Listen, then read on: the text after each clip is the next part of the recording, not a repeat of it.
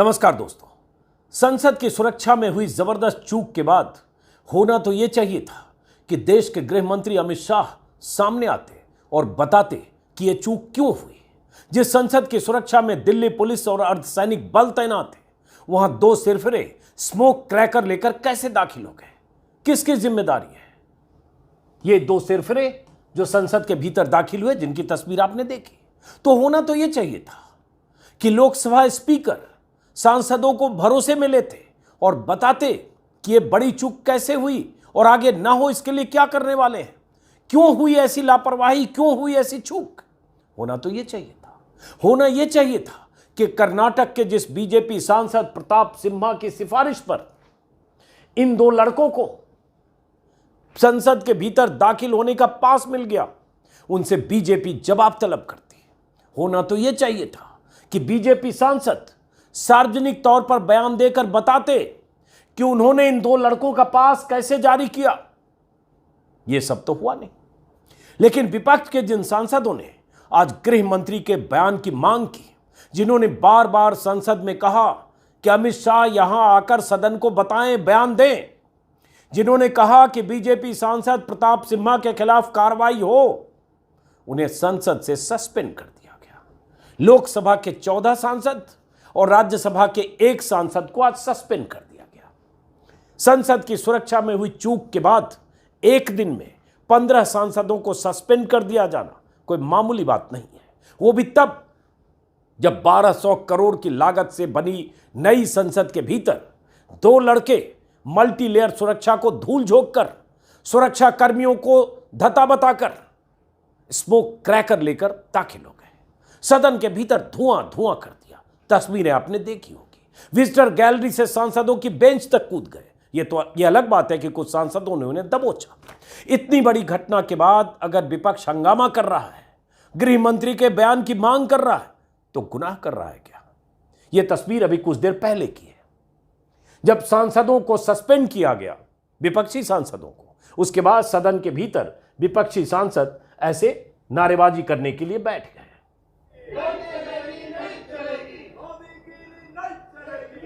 ये वो नारे लगा रहे हैं जो मांग कर रहे थे कि अमित शाह जवाब दें, जो मांग कर रहे थे कि प्रताप सिम्हा के खिलाफ कार्रवाई हो। ये मांग गैर वाजिब है क्या? जरा सोचिए कि अगर प्रताप सिम्हा की जगह अगर कोई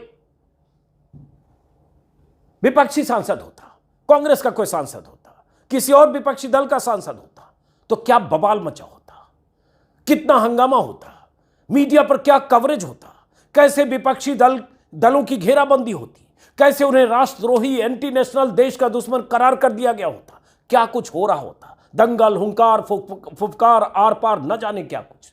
लेकिन वो शोर गुम हो गया है, वो सीमित हो गया है।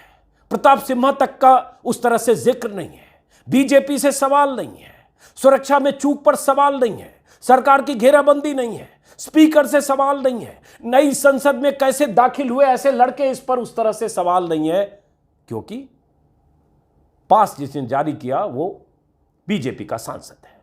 और हो क्या रहा है, कैसे किसकी ट्रोलिंग हो रही है, कैसे विपक्ष के नेताओं की ही घेराबंदी हो रही है, कैसे विपक्षी दलों के नेताओं या उनकी विचारधारा से या उनके आंदोलन से उन लोगों का रिश्ता खंगाला जा रहा है या रिश्ता निकाला जा रहा है। ये एक अलग खेल चल रहा है और उस खेल की जद में हम लोग भी हैं। तो जरा ये भी बताते हैं, और उसके बाद कि इन लोगों के बारे में क्या जानकारी आ रही है, ये कौन लोग हैं और क्या वजह है कि इतनी बड़ी घटना के बाद भी सरकार की तरफ से जो सख्ती दिखनी चाहिए वो नहीं, और जो सवाल मीडिया को पूछना चाहिए कि ये सब कैसे मुमकिन हुआ उस 1200 करोड़ की नई संसद में, इस पर उस तरह से सवाल क्यों नहीं है। बहरहाल ये नीचे आपने देखा आईटी सेल वाले तो हमारे पीछे पड़ गए, हमारे मतलब हम जैसे बहुत सारे लोग, चाहे मैं हूं, चाहे रवीश हो, चाहे बहुत सारे। क्यों और कैसे? प्रताप सिम्हा बीजेपी के सांसद, उनकी सिफारिश पर वो लड़के संसद में पास लेकर दाखिल हुए, वहां तो कोई सवाल नहीं कर रहा है, और पूरी बीजेपी आईटी सेल ने हथियार इधर घुमाए।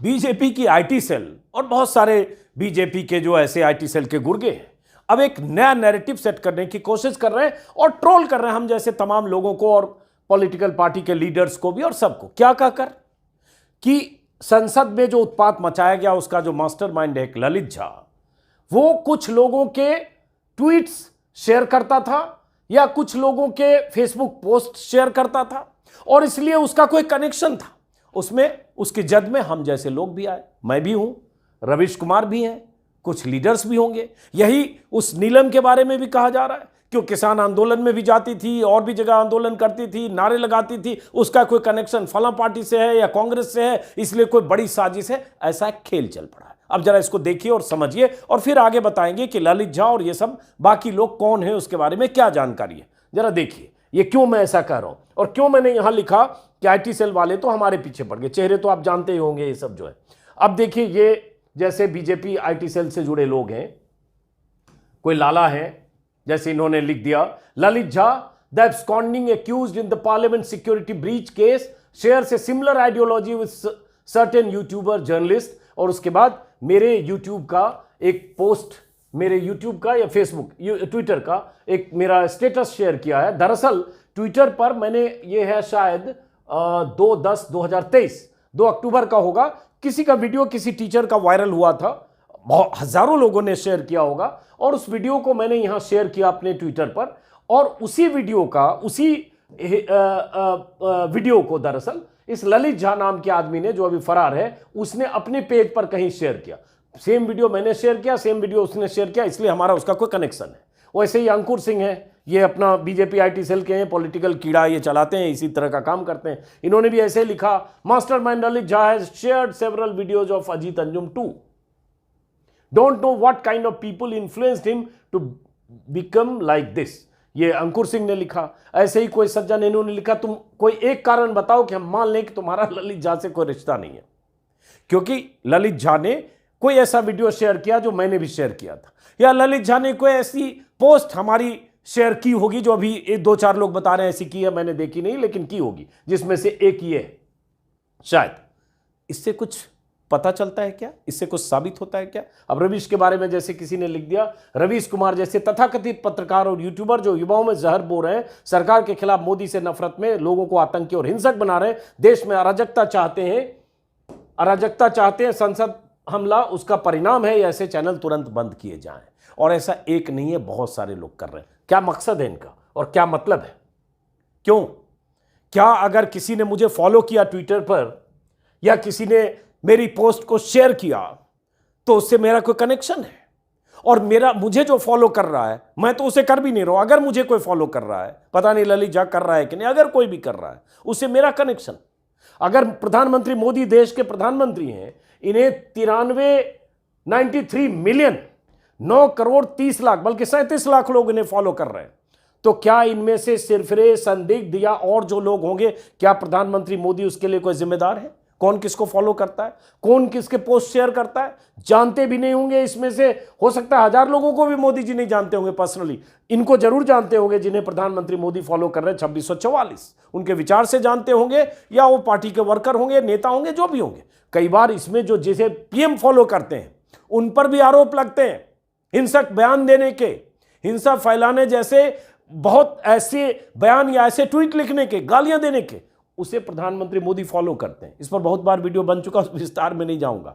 लेकिन कोई किसी को फॉलो कर रहा है ना, तो मैं उसके लिए उसको जिम्मेदार मानूंगा, और किसी को कोई फॉलो कर रहा है उससे तो बिल्कुल कोई मतलब ही नहीं है। अमित शाह देश के गृह मंत्री हैं, 34 मिलियन इनके फॉलोअर हैं, तो क्या मतलब ये जो लोग इन्हें फॉलो कर रहे हैं गृह मंत्री को, ये इनमें से कोई फॉलो करने वाला आदमी किसी तरह की हिंसक गतिविधि में या आतंकवाद में या कोई ऐसे आपराधिक घटना में शामिल हो जाए, वारदात में, तो उससे क्या कनेक्शन को एस्टेब्लिश होता है? ये किस तरह की मूर्खतापूर्ण बात करते हैं।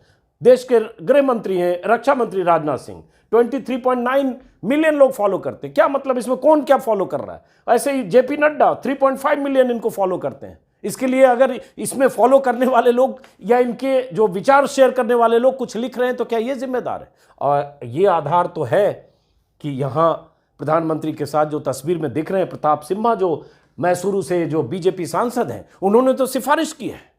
उन 2 सिरफिरों का पास उनकी सिफारिश पर बना, उनसे तो कोई सवाल नहीं पूछा जा रहा है, उनकी बात नहीं की जा रही है, उनका कोई कनेक्शन नहीं तलाशा जा रहा है। उनकी तरफ से बचाव में क्या सफाई है वो आगे बताता हूं, लेकिन घेराबंदी हम लोगों की हो रही है। अगर वो आधार है, हालांकि मैं सहमत नहीं हूं, फिर भी मैं बोलता हूं। और ऐसे जो लोग, सैकड़ों लोग जो ट्विटर पर या फेसबुक पर उसी स्क्रीनशॉट को, इसी तरह के स्क्रीनशॉट को लेकर मुझे ट्रोल कर रहे हैं, कोई फर्क नहीं पड़ता इससे।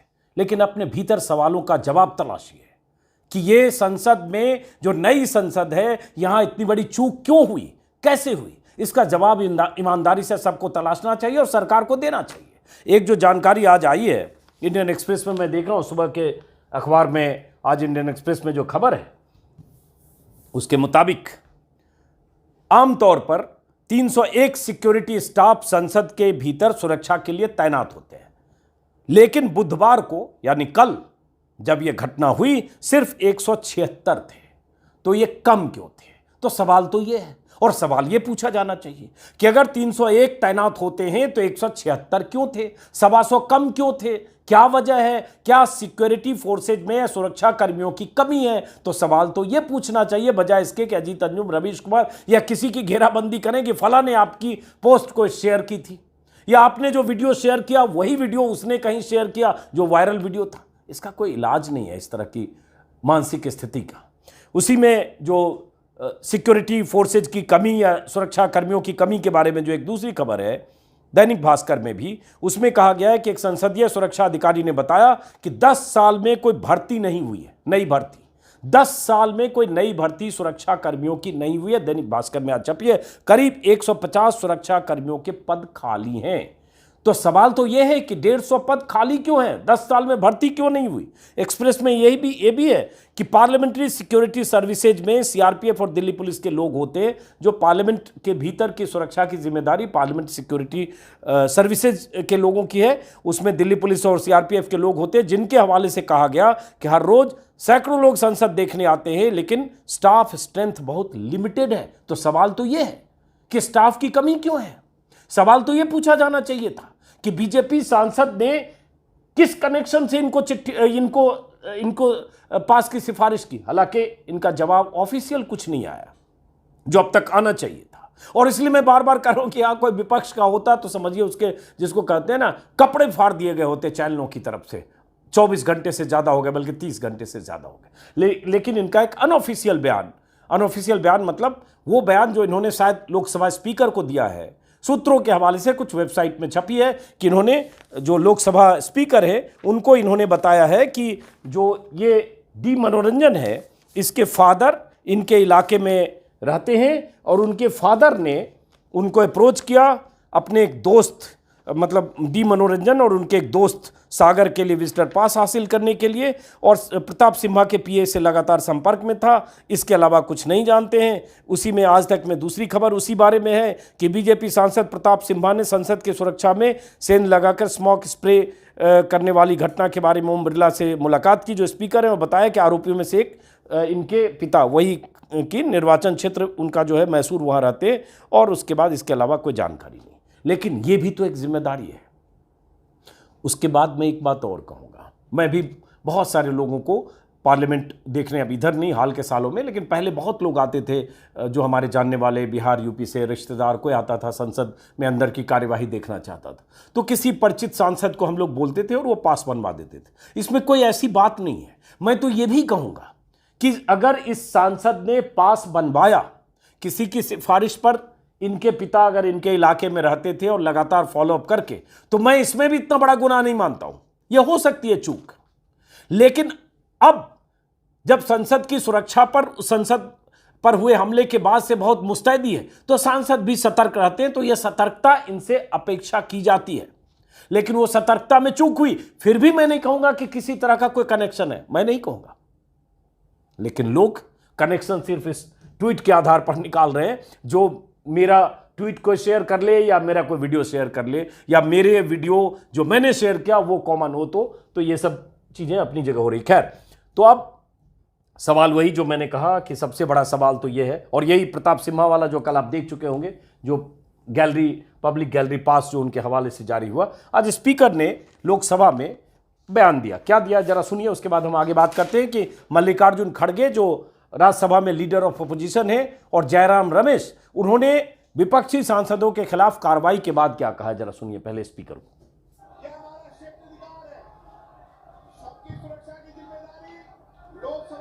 के नाते मेरी है, इससे मैं आपसे बैठ कर सब चर्चा करूंगा।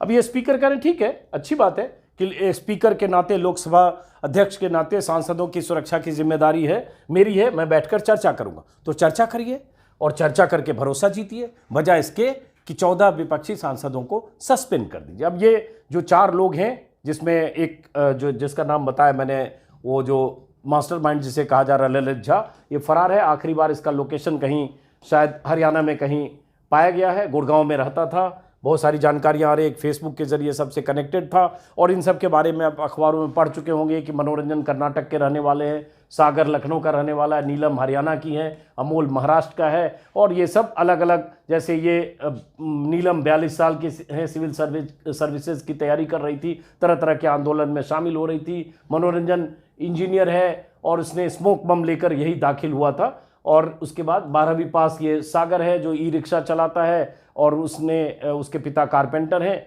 और साधारण परिवार से है। इसके परिवार को भी नहीं पता था कि कहाँ जा रहा है। इस तरह की इन सब के बारे में आप जानकारी पढ़ चुके हैं, मैं उस विस्तार में अब नहीं जाना चाहता हूँ। मेरे लिए कंसर्न ये था, और वही मैं बार बार कहूँगा कि अगर विपक्षी दल ये आरोप लगा रहे हैं और ये सवाल उठा रहे, तो सरकार को उसका जवाब देना चाहिए, बजाय इसके कि उन लोगों को जो आरोपी हैं उनके किसी ट्विटर, किसी बयान, किसी वीडियो के आधार पर साजिश का एक तार कनेक्शन कहीं से एस्टैब्लिश किया जाए। इसकी वजह जांच हो। और मैं बार बार नहीं 100 बार कहूंगा, मैंने कल भी ट्विटर पर कहा कि किसी भी सूरत में संसद के भीतर इस तरह का उत्पात जिन्होंने मचाया उनके खिलाफ सख्त कार्रवाई हो। किसी भी सूरत में विरोध का कोई ये तरीका नहीं हो सकता कि संसद में आप इस तरह से स्मोक क्रैकर लेकर दाखिल हो जाएं, इस तरह से संसद में हंगामा करें, कूद फांद करें और जो भी संसद की सुरक्षा को इस तरह से चुनौती दे। किसी भी सूरत में, चाहे वो बेरोजगार हो, चाहे किसी भी तरह के आंदोलनकारी हो, चाहे उनकी मांग कितनी भी वाजिब हो, किसी भी सूरत में इसे जस्टिफाई नहीं किया जा सकता और उनके खिलाफ सख्त कार्रवाई होनी चाहिए। अभी यूएपीए उन लोगों के खिलाफ जो आरोपी हैं, जो पकड़े गए, उनके खिलाफ लगाया गया। ललित झा जो है उसकी तलाश हो रही। लेकिन जयराम रमेश का एक बयान आया है, जब सांसदों के खिलाफ कार्रवाई हुई सस्पेंशन की, उसके बाद जयराम रमेश जो कांग्रेस के लीडर हैं, उनका एक ट्विटर पर बयान आया जिसमें उन्होंने कहा कि इंडिया की पार्टियां मांग कर रही हैं कि कल संसद में हुई बेहद गंभीर और खतरनाक सुरक्षा चूक पर दोनों सदनों में गृह मंत्री विस्तृत बयान दें।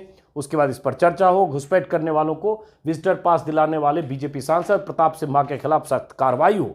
ये मांग तो कोई भी, अब अगर आप संजीदा हैं तो आपको लगेगा कि इसमें विपक्ष का हक है। क्या विपक्ष ऐसे मामलों पर चुप रहे और कुछ बोले नहीं?